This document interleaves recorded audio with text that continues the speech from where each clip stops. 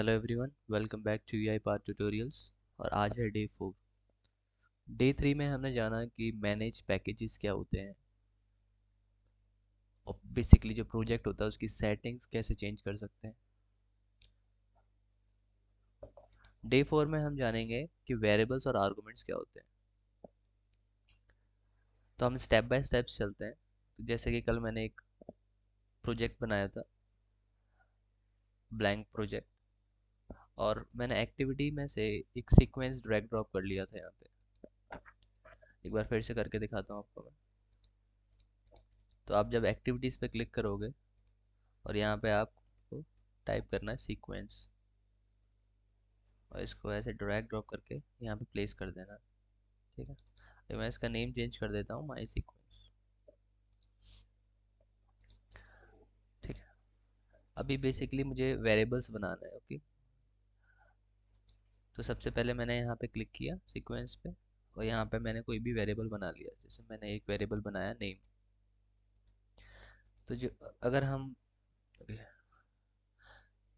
अगर हम हर एक क्वेश्चन यहाँ से लेके चलें, जैसे how to create a variables, how to select data type and scope of variable actually. Okay, let me correct it, scope of variable. Okay, so how to create a variable। तो आपको इस variable panel पर click करना है, और उसके बाद यहाँ पे आपको उस वेरिएबल का नेम देना है। Okay, second, how to select data type and scope of variables. तो हर वेरिएबल का बेसिकली एक डेटा टाइप होता है, चाहे वो स्ट्रिंग हो या इंटीजर हो या बूलियन वैल्यू हो। तो मैंने जो वेरिएबल बनाया है वो उसका टाइप जो है वो है स्ट्रिंग यहाँ पर। ओके, तो जब आप इस पर क्लिक करोगे तो यहाँ से आप इसका कोई भी टाइप सेलेक्ट कर सकते हो। अगर फॉर एग्जांपल कोई टाइप जैसे यहाँ पे नहीं मिल रहा है मुझे, फॉर एग्जांपल मुझे डेसिमल करना है या डबल करना है, तो आप यहाँ पे ब्राउज फॉर टाइप करो और यहाँ पे लिखो system dot double. Okay, double, अगर आप डबल भी लिखेंगे तो भी वो सर्च कर ही लेगा।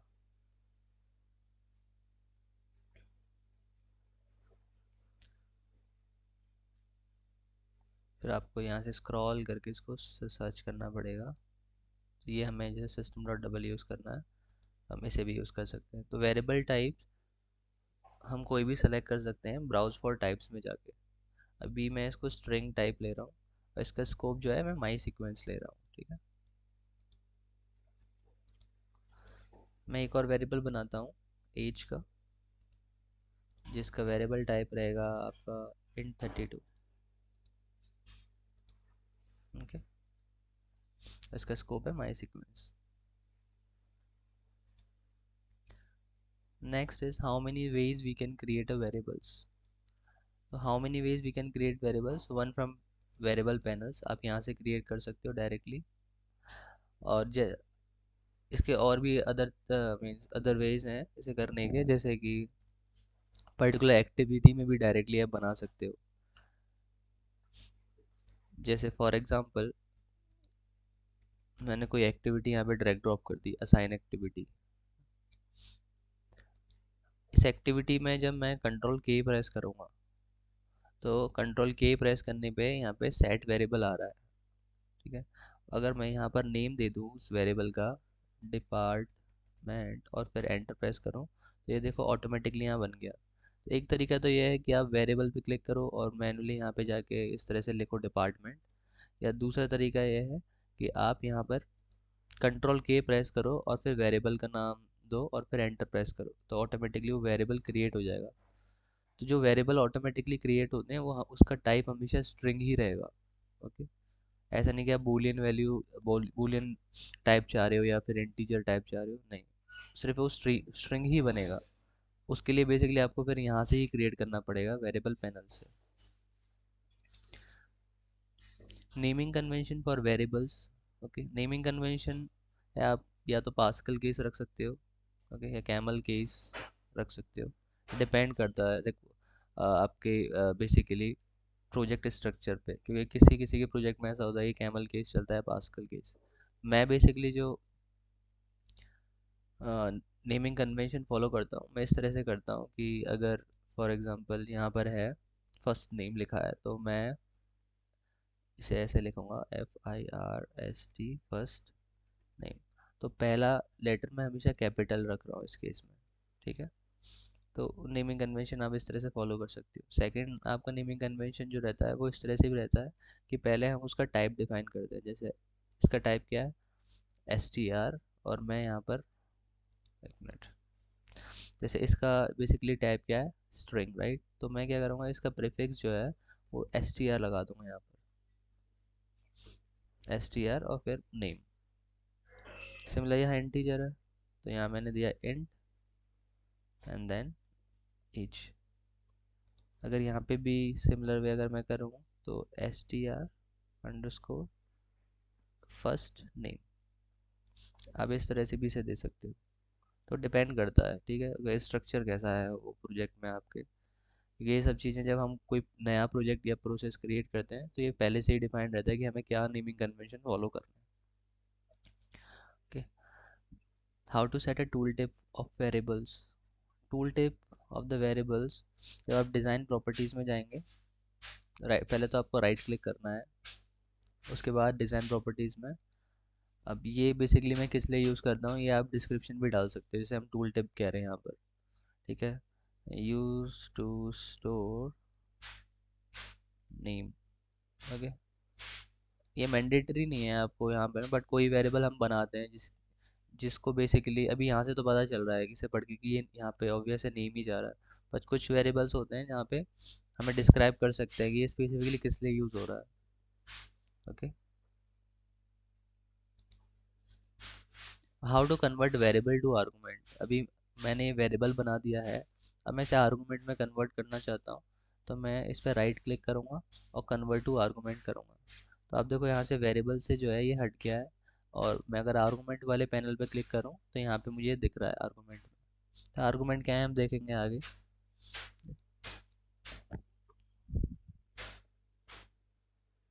ओके। तो अभी के लिए वेरिएबल क्लियर है, अभी चलते हैं आर्गूमेंट पे। How to create argument. Argument के लिए भी सेम स्ट्रक्चर फॉलो होगा।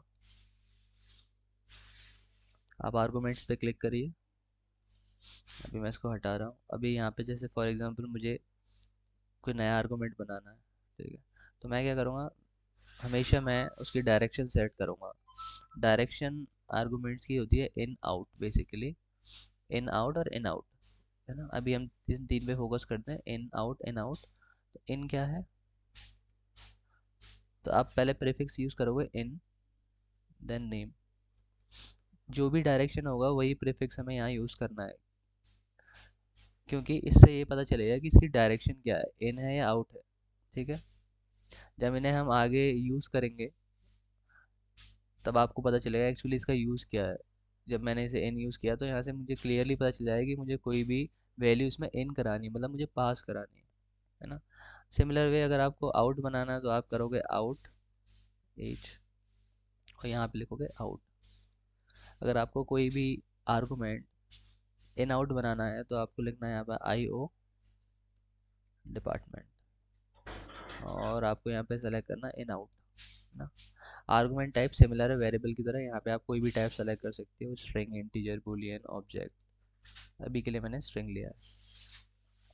अभी आप देखो तो इन डायरेक्शन जिसकी है उसमें हम डिफ़ॉल्ट वैल्यू दे सकते हैं इसलिए, ठीक है। बट जहाँ पे भी आउट है और जहाँ पे भी इन आउट है वहाँ पे हम डिफ़ॉल्ट वैल्यू नहीं दे सकते। Default value not supported for out direction और इन आउट डायरेक्शन। तो सिर्फ अगर आपका इन डायरेक्शन का कोई भी आर्गूमेंट है तो वहाँ पे आप यूजली आप बेसिकली कोई भी डिफ़ॉल्ट वैल्यू दे सकते हो। इन आर्गूमेंट का क्या यूज़ है, कैसे यूज़ करना है वो हम आगे देखेंगे। अभी फ़िलहाल के लिए हमें समझना है कि आर्गूमेंट क्रिएट कैसे करना है, वेरिएबल क्रिएट कैसे करना है। अगर मुझे आर्गूमेंट को कन्वर्ट करना है वेरिएबल्स में सिमिलर वे, तो आप यहाँ पे इसको करोगे कन्वर्ट टू वेरिएबल, तो ये हो जाएगा वेरिएबल में कन्वर्ट। अगर आप अब देखो तो ये वेरिएबल में आ रहा होगा इन अंडरस्कोर नेम, इसे मैं वापस आर्गूमेंट में कन्वर्ट कर देता हूँ। अगर हम शॉर्टकट की से बनाना चाहते हैं, फॉर एग्जांपल मैंने कोई असाइन एक्टिविटी ली, मैं चाह रहा हूँ कि आर्गूमेंट में यहाँ से बनाऊँ, तो मैं यहाँ पे कंट्रोल एम करूँगा। वहाँ पे कंट्रोल के करते हैं वेरिएबल्स में, और आर्गूमेंट में करते हैं कंट्रोल एम। कंट्रोल एम के बाद अब जो भी नेम दो, फॉर एग्जांपल मैंने दिया इन अंडरस्कोर लास्ट नेम। तो ये देखो आप, इसकी डायरेक्शन इन है और ये क्रिएट हो गया यहाँ पर। तो बाय डिफ़ॉल्ट कंट्रोल एम करके आप कोई भी आर्गूमेंट क्रिएट कर सकते हो, बट डायरेक्शन उसकी इन रहेगी और टाइप हमेशा स्ट्रिंग ही रहेगा।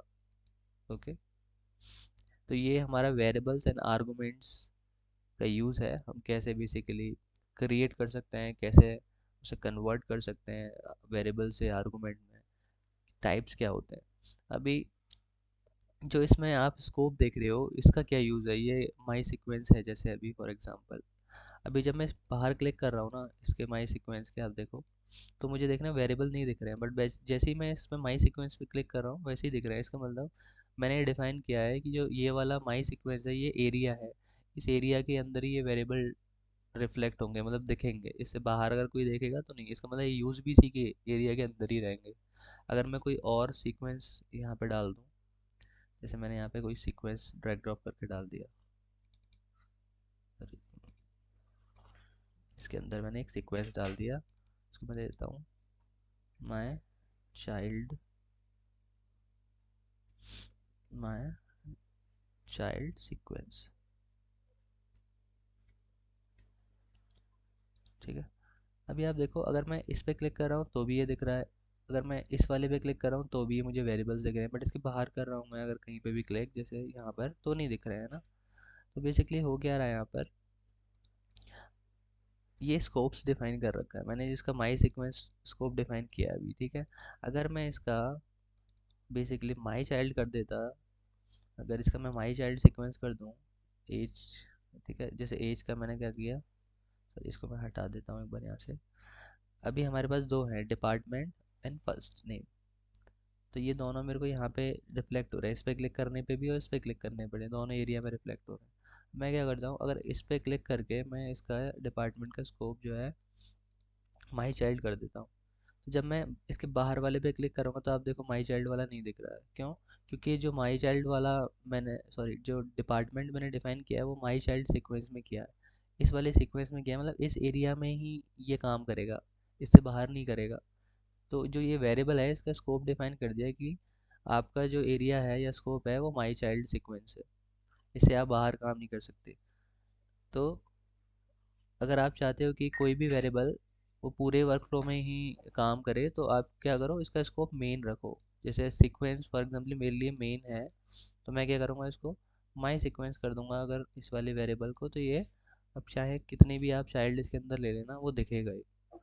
तो इन शॉर्ट माई स्कोप एक एरिया है जो डिफाइन करते हैं वेरिएबल्स के लिए, तो वो स्कोप के अकॉर्डिंग ही काम करेंगे। अगर उसका स्कोप हमने चाइल्ड दे दिया है, जैसे इस वाले सीक्वेंस का में ही काम करे वेरिएबल, तो इससे बाहर काम नहीं करेगा। ठीक है, तो मतलब बेटर होता है, वो डिपेंड करता है। अगर आपको पता है कि कोई भी वेरिएबल है वो मेरे, मैं चाहता हूँ कि ये पूरे का ये पूरा जो पूरे के पूरे जो हमारा एरिया है इसमें काम करे या स्कोप में काम करे, तो उस केस में हम क्या करेंगे, उसका मेन दे देंगे, उसका जो स्कोप है वो मेन दे देंगे, तो उसके अंदर चाहे कितनी भी सीक्वेंस क्रिएट हो, नहीं वो फिर भी उस वेरिएबल को ईजिली रीड कर सकता है। तो ये ये इस तरह से एरिया काम करता है बेसिकली। ओके, जब हम आगे वीडियोस देखेंगे तो उसमें हम देखेंगे सीक्वेंस का कैसे रोल है, क्या रोल है। से, से बेसिकली एरिया तो है, बट और किस तरह से इसका हम यूटिलाइजेशन कर सकते हैं। आज के लिए इतना ही, मिलते हैं डे 5 में।